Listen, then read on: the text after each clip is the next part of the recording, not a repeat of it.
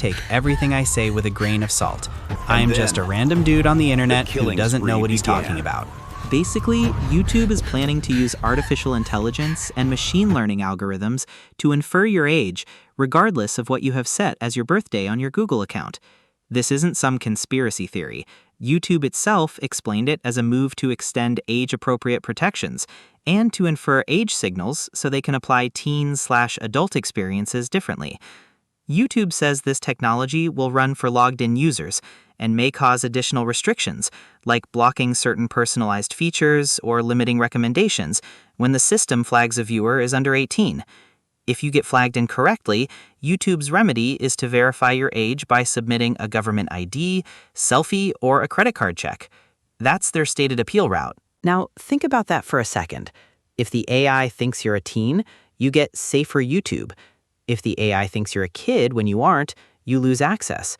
And if it mistakes a child for an adult, kids could be shown videos they shouldn't see, which is the exact opposite of the stated goal.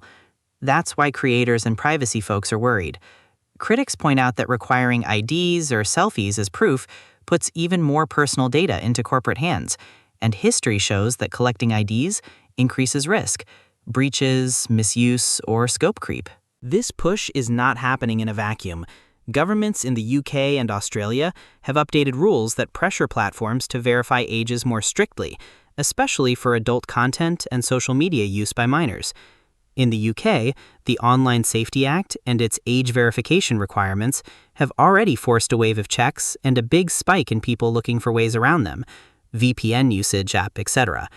In Australia, minimum age rules and social media restrictions are part of why platforms are rethinking verification flows. What this means for you, if you're an average adult viewer, you might suddenly see fewer mature topic videos and recommendations, or get nudged into an ID/credit card/selfie flow if the AI mislabels you. If you're a creator, discoverability could change for audiences. Certain viewers might be filtered out, analytics will shift, and some content could lose viewership because the system treats your audience as too young or too old. If you value privacy or anonymity, this is annoying at best and dangerous at worst. I don't want to bury the lead. I get why platforms want to protect kids, but the tool and the incentives matter. And rolling out machine inference plus asking for IDs is the sort of toxic combo that gives privacy advocates nightmares. Who to blame and what's likely? Short analyst bit. Look, YouTube didn't invent the regulatory pressure.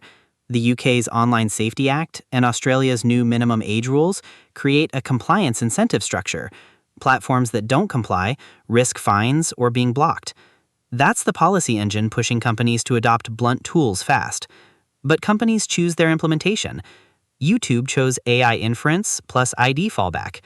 There were other ways: stricter content moderation, better parental controls, voluntary verification tools. But those are slower and messier politically. Okay, let's talk alternatives. Start of the meat. If you've had enough or you want to diversify to protect your work and your access, here are alternatives to YouTube, grouped into public video platforms, creator-first platforms, and self-hosting/community-first solutions. For each, I'll give a short pitch, pros, cons, and a migration tip. Public video platforms, best for reach/free hosting. Rumble. Pitch. Rumble bills itself as a free speech-friendly video site that's been marketing itself as a YouTube alternative. Pros: relatively easy upload experience, decent reach for certain niches, monetization options for creators. Cons: different audience and discovery mechanics, not as large as YouTube. Reputation varies by community. Odyssey/LBI. Pitch: decentralized-ish, blockchain-backed, platform popular with creators who want censorship resistance. Strong on decentralization/value proposition, viewers can tip via LBC, less corporate gatekeeping. Cons: smaller audience, some reputational baggage, UX quirks. Dailymotion, long-standing European video site, still around, smaller scale. Pros: reliable hosting, less aggressive algorithmic meddling. Cons: small reach and monetization not comparable to YouTube. Vimeo, pro video hosting with good quality, paid plans, and niche creative communities. Great player, clean embed options, privacy controls, OTT options for paid channels. Cons: paid tiers for full features, not a replace for free reach platform. Twitch. If you're live or want to pivot to live first content, Twitch is still king for streaming. Strong live engagement, subscriptions, bits, and strong creator tools. Cons. VOD discoverability is different. Live first model may not suit everyone. Creator first / paywalled options. Best for revenue and control. Patreon plus repackaging. Keep free content on other platforms, but put your best stuff behind Patreon. Pros. Direct recurring revenue, deeper fan relationships, less algorithm risk. Cons. Requires building a threshold of loyal fans. Nebula and membership networks. Nebula is a subscription-based platform oriented around creators partnering for ad-free long-form content, often used by educational creators that also run Patreon. Creator-friendly terms, good fit for long-form / educational work. Cons. Smaller audience, revenue depends on how many fans migrate. Vimeo OTT / Uscreen / memberful. Build an independent channel / academy / paywalled video library. Pros. Maximum control, subscription / purchase revenue, no middleman algorithm. Cons. You handle marketing, hosting, and platform costs. Community first plus self-hosting, best for total control. Self-host plus WordPress plus Plier / Video.js, or use a CDN. Pitch. Host videos on your server or a cloud CDN. Embed on your own site. Gate via newsletter or paid paywall. Total control. Own the mailing list. No algorithm. Cons. Cost and complexity, bandwidth, encoding, playback compatibility. PeerTube. Federated. Open source, federated video instances / ActivityPub. Decentralized, community run, avoids big corp policies. Cons. Smaller audience, federated discovery is clunkier. Newsletter first. Substack plus hosted videos or attachments. Pitch. Practical migration strategy. Step-by-step, actionable. Audit your analytics now. Identify top 10 videos that drive subscribers and revenue. Export those analytics. You'll need to know what content is worth moving. Build a hub. Even a simple site on WordPress, Card, or an indie landing page. Your hub is where you control everything and link from other platforms. Start cross-posting.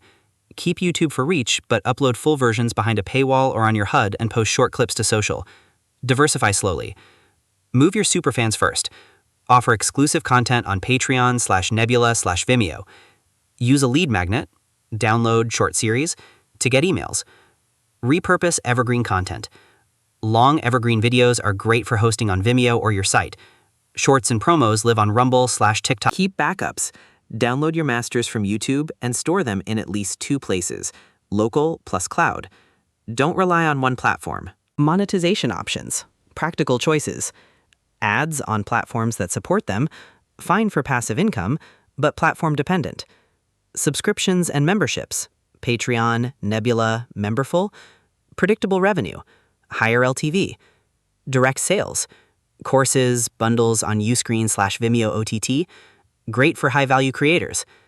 Tips and micro-donations. Ko-Fi, Buy Me a Coffee, crypto on Odyssey. Good for casual revenue. Sponsorships and affiliates. Always useful, but diversify so one sponsor doesn't own your income. Technical and legal notes. Short caution. If you move to decentralized or smaller platforms, read their terms carefully. Some free speech platforms host content that advertisers and mainstream sponsors won't touch, meaning fewer brand deals. If you collect IDs or personal data from your fans for your own gatekeeping, secure it properly. Following data protection laws is not optional. Also, if you plan to suggest VPN usage or geo-altering tricks to your audience, be careful. Announcing how to circumvent legal age checks can have legal and safety implications depending on jurisdiction. I'm not advising lawbreaking. I'm telling you where the ecosystem is headed and what the realistic, safe alternatives are. Sample 30-day plan to diversify. Week 1. Audit top content, download masters, set up hub / simple site. Week 2. Launch Patreon or Nebula tier / gated video. Put email sign up on hub. Week 3. Cross-post to Rumble / Odyssey. Post teaser clips on TikTok / Twitter / IG. Week 4. Send exclusive roundup to email list, plus test a paid mini course or paywalled series. Real talk? Will you leave YouTube? Probably not everyone. YouTube still has unmatched reach and discovery. For most creators, it will remain part of the strategy. But you shouldn't put all your eggs there. The goal is resiliency. Grow your email list, build direct revenue streams, and choose platforms that align with your values: privacy, moderation, discoverability, etc. If you found this helpful, drop a comment. Which alternative are you most curious about? I'm planning a mini-series where I set up one alternative from scratch, Hub plus Patreon plus cross-posting, and show the actual traffic and revenue results after 60 days. Would you watch that? Hit like if yes, subscribe if you want the follow-up, and if you're already building something off YouTube, tell me one tactic that worked for you. I'm not saying YouTube is evil or you must run for the hills. I'm saying the system changed, and the smart move is to assume the platform could change again. Own your audience, not just a distribution pipe. Build for resilience, not for convenience. Thanks for watching. See you in the comments.